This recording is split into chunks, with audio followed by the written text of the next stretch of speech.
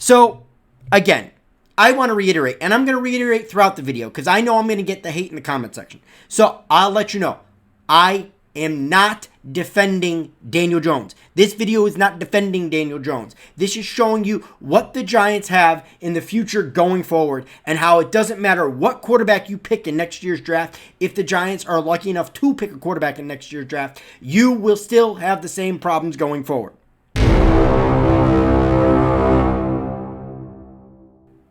So, one, if you look at the talent on this roster, as far as Week 7 goes, this is the reality of what the Giants have, okay?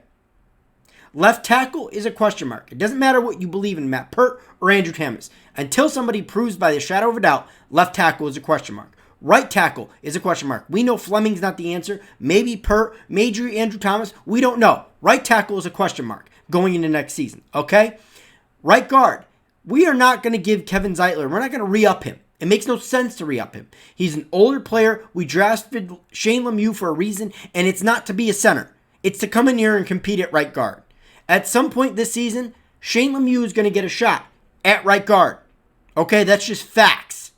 So, we'll see what Shane Lemieux has. Center. Nick Gates. I like Nick Gates. I think he can develop into something. But again, question mark at center. The only thing you have on your offensive line right now is a left guard. That's just facts. I'm not saying these guys can develop later in the season. They certainly can. But right now, that's all we have at left guard. Now let's go out to the weapons, okay? We'll start at running back. Well, we know Devontae Freeman's not coming back. Wayne Gallman's got to be getting off his rookie deal real soon. I think Dion Lewis was a one-year contract. So right now, our running back room is looking real slim, okay? And the only thing we have is Saquon Barkley coming back from an ACL injury. We don't know how Saquon Barkley is going to look. So, again, we have question marks at running back. Okay? We'll move out to the wideouts. We know Sterling Shepard is as injury prone as he's injury prone. He's coming back, but you can't count on the guy. Okay? That's just facts. Okay? We'll move over to Golden Tate. He's done. He's washed. That's just fact. He's washed. We had one good season out of Golden Tate. That's it. One decent season. I shouldn't even say good. Okay? Then we move over to Darius Slayton. CJ Board's not the answer. We'll see what Austin Mack has. We'll see what Benjamin Victor has. These guys have a bunch of games to come in here and make some sort of impact. We'll see what Derek Dillon has. Maybe David Sills comes back next year and performs after the injury. I doubt it. I think he's getting cut next year. But we'll see. Okay? So the only logical person we have on offense is Darius Slayton. That's it. We have a number 2 wideout and a left guard. That's it. No matter how much you hate Daniel Jones, and again, this is not defending Daniel Jones. This is what your young QB coming in next year, possibility. It doesn't matter if you like Justin Fields, Trey Lance, or even Trevor Lawrence, which is that's looking a lot less likely. This is all you have to work with, period. You're not fixing all these problems in one offseason.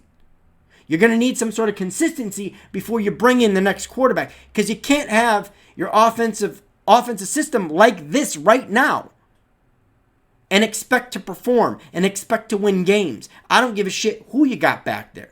Yeah, you want to argue Daniel Jones isn't doing himself any favors by turning over the ball? Great.